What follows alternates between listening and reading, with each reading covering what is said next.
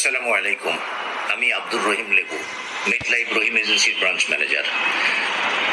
আমি আপনাদের সামনে তুলে ধরবো আমার জীবনের কিছু পাওয়ার কথা মেটলাইফ থেকে।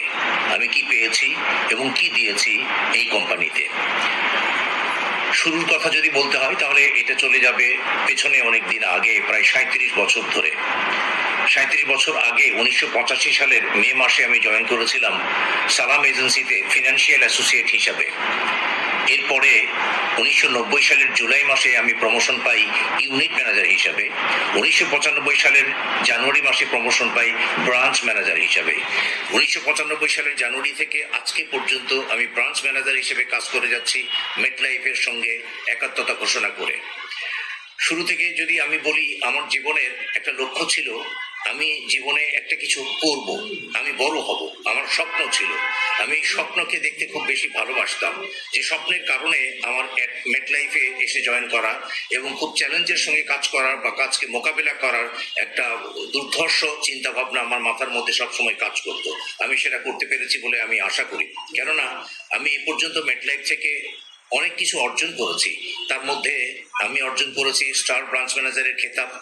আমি অর্জন করেছি মেটলাইফ বাংলাদেশে বিদেশে কনভেনশনগুলোতে অ্যাটেন্ড করার সৌভাগ্য এবং সুযোগ।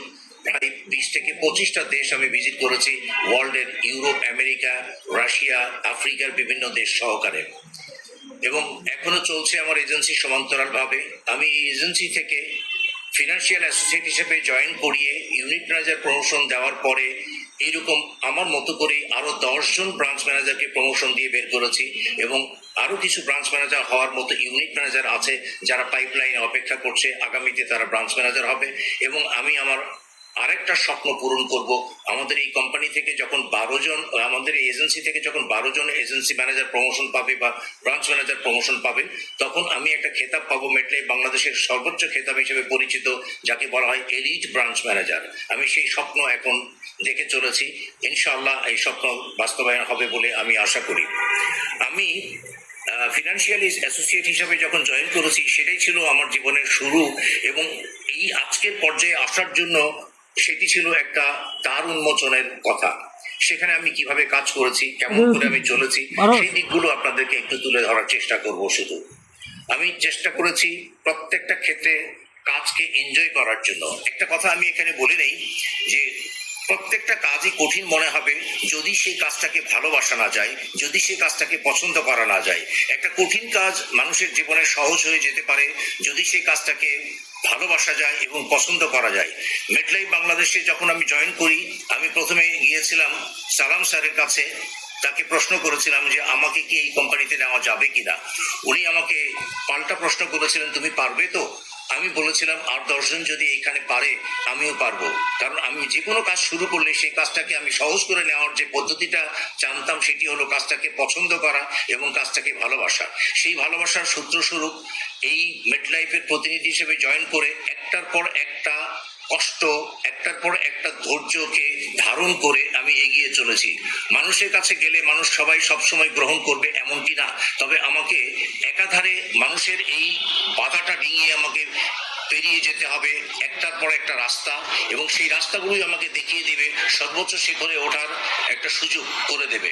আমি সেই সুযোগটাকে গ্রহণ করেছিলাম, যার ফলশ্রুতিতে আজকে আমি মেটলাইফ বাংলাদেশের একজন স্বনামধন্য ব্রাঞ্চ ম্যানেজারদের একজন হিসেবে নিজেকে আত্মপ্রকাশ করতে পেরেছি বলে আমি মনে করি। আমি আশা করব আপনারাও সেই সুযোগটাকে গ্রহণ করবেন এবং আপনারাও সেই সাহসটাকে বাগিয়ে নেবেন।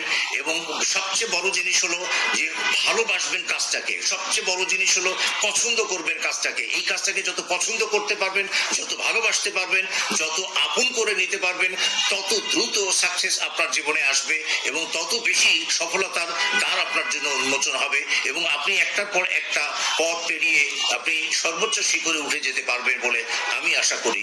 এবং আমি সুযোগ সময় পেলে আবারও বলবো আপনাদের সামনে এই কথাগুলো, এবং আপনারা এইটাকে ধারণ করেন, আপনাদের ইচ্ছা শক্তিকে আরো বেশি জোরে কাজে লাগান, যেটি আপনাকে আপনার পথকে সোজা করে দেবে এবং আপনিও চলে আসতে পারবেন আমাদের এই জায়গাগুলোতে, এনজয় করতে পারবেন, জীবনটাকে সুন্দর করে গড়ে তুলতে পারবেন আপনাকে এবং আপনার পরিবার, আপনার পরিজনকে।